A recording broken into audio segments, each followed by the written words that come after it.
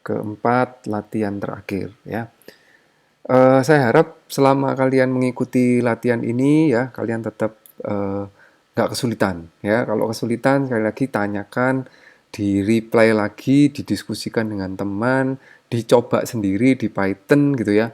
Kalau bingung eh, tanya lagi ya, tanya ke saya atau tanya ke temannya, didiskusikan dengan teman gitu ya. Karena semakin lama nggak semakin mudah ya. Nanti di blog berikutnya akan ada eh, tentang kondisional akan lebih sulit gitu ya daripada yang di blog pertama ini. Nah, soal terakhir ya. Tapi kalau kalian bisa mengikuti terus ya, bisa selama soalnya di apa ditampilkan lalu kalian nyoba dan betul berarti udah paham ya. Oke, latihan 8. Angka ratusan, puluhan dan satuan ya. Para bebek sering bingung dalam membaca angka. Saat membaca 3 digit angka ya, mereka sulit membedakan mana angka ratusan, angka puluhan dan angka satuan. Anda diminta untuk membuat sebuah program yang membantu para bebek dalam menuliskan angka ratusan, puluhan dan satuan. Masukan berupa angka antara 100 dan sampai dengan 999. Contoh, jika dimasukkan 326, maka keluarannya adalah satuannya 6, puluhannya 2, dan ratusannya 3. Ini ya, ini ratusan, ini puluhan, ini satuan. Nah, bagaimana caranya ketika dimasukkan angka seperti ini, kita pecah. Kita bisa memecah menjadi 3, menjadi 2, menjadi 6 ya, di mana ini adalah satuan, di mana ini adalah puluhan dan ini ratusan. Kalau dimasukkan misalnya 700 ya, berarti ratusannya 7, puluhannya 0 dan satuannya 0 ya. Bagaimana caranya kita membuat sebuah program untuk bisa memecah input ini? Nah, kalian silakan dicoba dulu, silakan dipikirkan bagaimana caranya ya, bagaimana caranya untuk bisa memecah angka ini. Saya beri clue bahwa di setiap ini nanti ada variabel tersendiri ya, variabel ratusan misalnya R, variabel puluhan misalnya P, variabel satuan misalnya S gitu ya. Jadi nanti variabel ratusan itu bagaimana ya, variabel puluhan itu nanti bagaimana, variabel satuan itu nanti bagaimana. Ya, silakan dipikirkan, silakan di pause dulu videonya ya.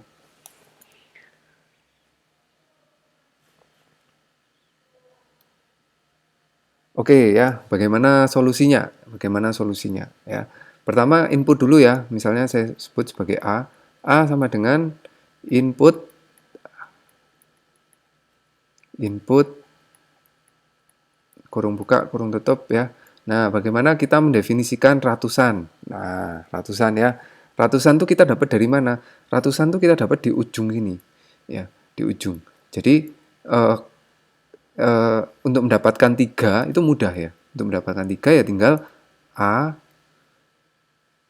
dibagi dengan 100 ya. Supaya jadi INT kita berikan INT. INT ya, nanti kita tambahkan di Python-nya. Oke. Nah, sekarang kita mendapatkan bagaimana kita mendapatkan puluhan ya, mendapatkan puluhan. Puluhan tuh ada di tengah sini ya. Bagaimana ya mendapatkan dua ini ya di tengah ini? Supaya kita bisa dapat puluhan, kita perlu eh, pecah dulu gitu ya. Kita perlu pecah dulu supaya menjadi 26. Nah, supaya kita mendapatkan 26, maka A-nya ini ya, A-nya, A ini ya, kita perlu kurangi dulu. Kita perlu kurangi dulu dengan ratusannya. Ya, kita perlu kurangi dulu dengan R-nya. Tapi R-nya kan 3 ya, 3 kali 100 saja. Nah, seperti ini ya. Jadi A ya, kalau kita kurangi dengan ratusannya, maka kita akan mendapatkan puluhan. Ya, ya kita akan mendapatkan puluhan. Nah, setelah mendapatkan puluhan, kita bagi dengan 10.